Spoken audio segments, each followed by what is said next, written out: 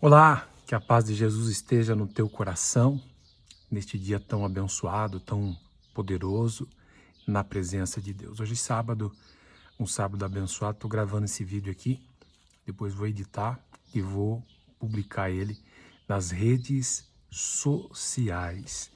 Nós estamos em mais um dia do propósito de jejum e de oração na presença de Deus. Hoje também para vocês terem uma ideia, né? Embora estando em jejum, eu também hoje fui fazer uma atividade física, pedalar, mesmo estando em jejum. Por quê? Porque nós não podemos parar com as atividades que fazem bem para o corpo, para o templo do Espírito Santo, tá bom? Bom, Neemias é um exemplo claro de liderança e de pessoa comprometida com a obra de Deus. E nós estamos aqui no capítulo 3 e eu separei 4 versículos do capítulo 3 que resumidamente trata do espírito desta palavra, tá bom? No versículo 1, quando o capítulo 3 já começa o trabalho do povo para a reedificação, para a restauração de Jerusalém. E no versículo 1 diz o seguinte, Neemias capítulo 3, verso 1.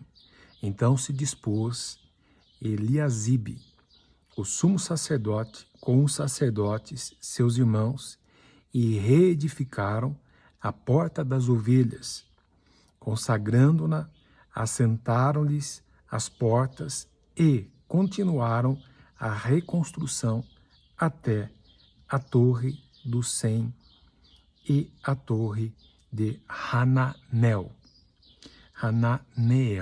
tá? Em primeiro lugar, Neemias foi um homem extraordinário. Por quê? Primeiro, ele liderou uma equipe de pessoas, cada um com seu talento. Neemias, ele não era construtor, Neemias não era pedreiro, mas ele conseguiu, de certa forma, juntar o povo, né, reunir as pessoas que estavam todas destruídas, sentindo desvalorizadas, estavam já acostumadas com a situação de Jerusalém.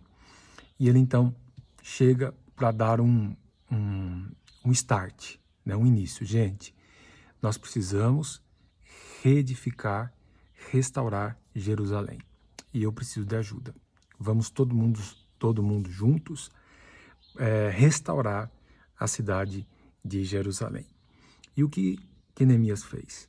Ele foi ver a situação da cidade, chamou o povo, os líderes, as pessoas da cidade e foi distribuindo tarefas para aqueles que quiseram participar desta grande obra. O mais interessante é que começa no versículo 1, o sumo sacerdote e os sacerdotes puxando a fila. Por quê? O exemplo, ele arrasta. As palavras, elas podem convencer, mas o exemplo arrasta. O líder que se presta, ele sempre irá dar o exemplo, estar à frente. Nós estamos num propósito de 52 dias de jejum e oração, e eu tenho colocado diante de Deus o tempo de oração e também de jejum, né, diante de Deus todos os dias, ou praticamente todos os dias. Até que o Senhor tem me abençoado e tem me dado graça. Mas muitos líderes não jejuaram nem um dia. Muitos líderes não estão orando. Muitas pessoas, eles, infelizmente, não participam. Só que haverá um grande arrependimento daqueles que não entraram nesse propósito. Nós temos ainda muitos dias para estarmos nesse propósito e você, em nome de Jesus, tem a capacidade de mudar essa sua atitude. Que o Espírito Santo mude a sua mentalidade de escravo, mentalidade de folgado ou de folgada, para você começar a tomar uma atitude realmente de vencedor, realmente de um homem ou uma mulher de Deus. Eu digo homem e mulher porque os meninos e as meninas não contam, porque esses fazem parte da mentalidade.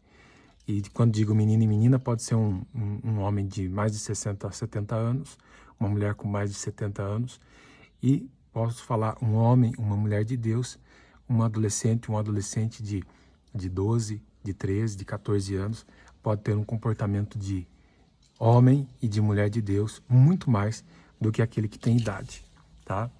Estou dizendo menino no sentido espiritual. E nesse texto aqui nos chama a atenção alguns outros versículos, nesse capítulo 3.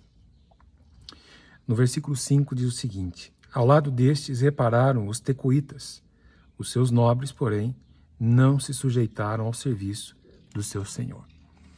Os tecoitas, que era uma tribo, eles, uma família, né, um clã de família, eles colocaram a mão na obra. Porém, aqueles que se achavam nobres não participaram.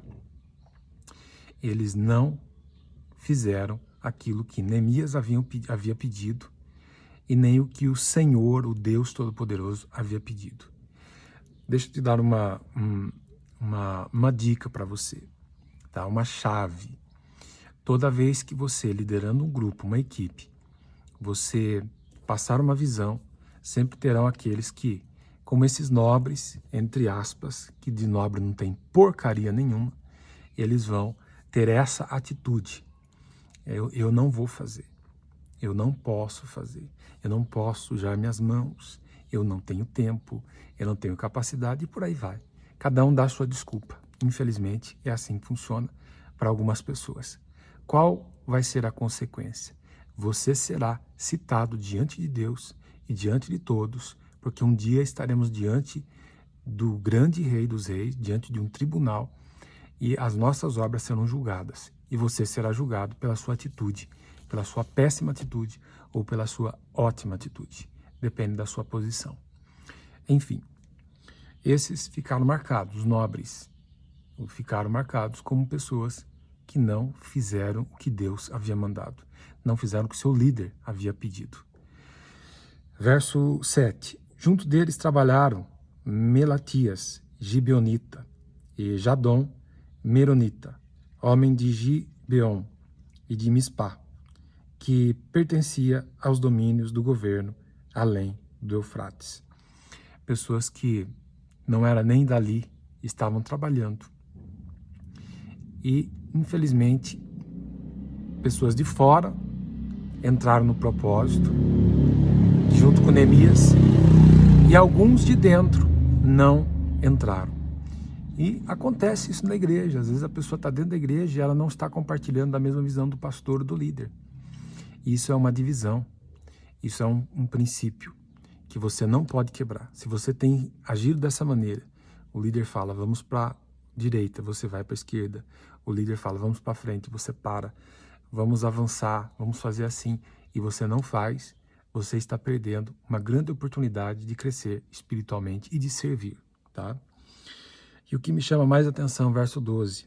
Ao lado dele, reparou Salum, filho de Halões, maioral da outra meia parte de Jerusalém, ele e suas filhas. As mulheres, as moças, as adolescentes estavam trabalhando. E alguns homens estavam descansando, estavam dormindo, estavam sem trabalhar. Isso é uma vergonha. Por quê? A Bíblia relata, aqui no caso das filhas, desse Salum, né? As filhas de Salum trabalharam.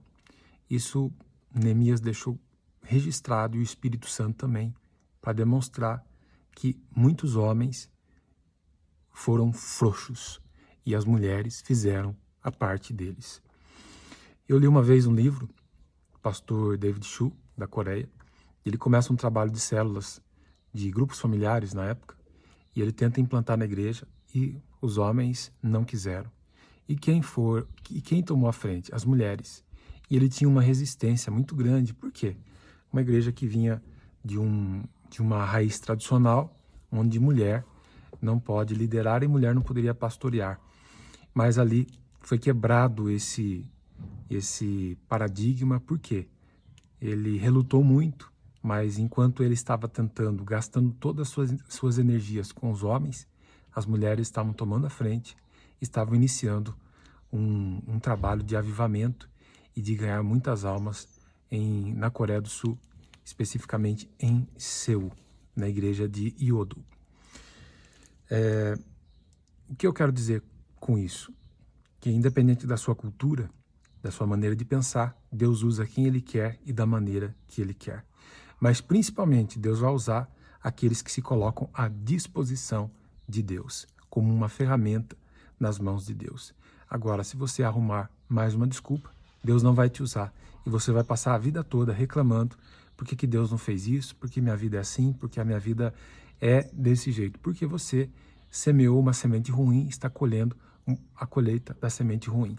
Pare de reclamar, pare de murmurar, se levante, tira a bunda da cadeira e vá fazer a obra de Deus e vá entrar nesse propósito de jejum e de oração. Verso de número 20, eu quero encerrar com esse texto aqui, esse versículo. Depois dele, reparou com grande ardor Baruque, filho de Zabai, outra porção, desde o ângulo do muro até a porta da casa de Eliasibe, o sumo sacerdote. Depois dele, reparou com grande ardor Baruque. Aqui Baruque ele é citado como alguém que trabalhou muito. E Neemias deixa bem registrado. Baruque trabalhou com grande ardor, com grande vontade, com grande força de vontade. Nós temos esse capítulo 3, diversas pessoas, diversas famílias, diversos talentos que Deus usou. Qual é o seu talento? O que você sabe fazer? Deus está precisando de você. A Catedral do Amor precisa de você. Pastor, eu sei cozinhar. A Catedral precisa de você. Nós precisamos de pessoas, de repente, para fazer pratos e vender e ajudar na obra de Deus. Nós estamos fazendo uma arrecadação de leite e de produtos de higiene que nós vamos estar doando para a Corac. Então, você pode ajudar. Nós queremos fazer um bazar. Estamos programando aí para fazer um bazar, para vender roupas. E toda a renda nós também vamos reverter para instituições de caridade da cidade de Cordeirópolis, tá bom? Às vezes a pessoa fala, mas é dinheiro que vai para o pastor. O pastor não recebe salário, por uma opção minha, e porque eu trabalho com a graça de Deus. Mas, e também, para que nenhum bocudo, boca aberta, nenhum linguarudo fale, o pastor anda de carro novo, o pastor tem uma casa boa, graças a Deus tenho mesmo, viajo, vou para Jerusalém, vou para os Estados Unidos, vou viajar, sim, e sempre estarei viajando e darei o melhor para minha família, em nome de Jesus. E também para a nossa igreja e para quem está debaixo da cobertura da autoridade espiritual que Deus me concedeu.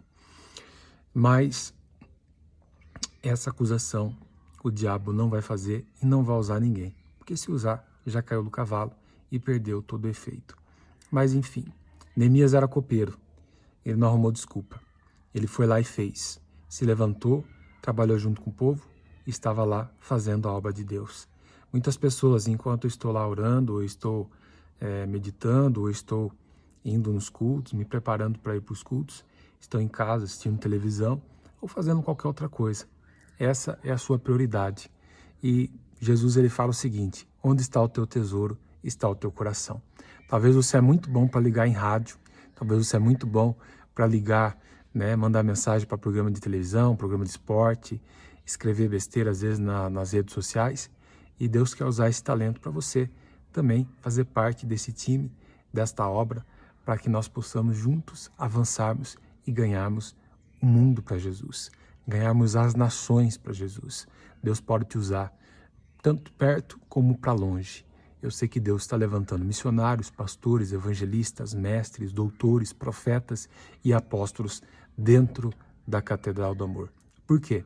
É uma igreja que acredita nos 5 dons ministeriais e acredita também nos dons do Espírito Santo. E temos vivido isso. Que Deus abençoe você poderosamente e pare de arrumar desculpa. Vou te dar um gatinho. Sabe por quê? Dizem que o gato tem 7 vidas. Pelo menos você vai ficar bem ocupado para cuidar das 7 vidas do gato. Mas eu quero dar um conselho melhor ainda. Cuide muito bem da sua vida, porque Deus, Ele te ama. Jesus ama você e quer fazer uma grande obra na sua vida. Domingão estamos lá na Catedral do Amor, 15 para 7 da noite. Espero por você. Rua Wide Abraão de Campos Toledo, número 43, Bela Vista, na cidade de Cordeirópolis. Quanto mais nós pregamos, mais anunciamos, mais Deus vai enviando pessoas, e Deus tem feito isso. E nesse domingo, especialmente, temos o discipulado às 17h30. Não perca, comigo, em nome de Jesus. Até mais.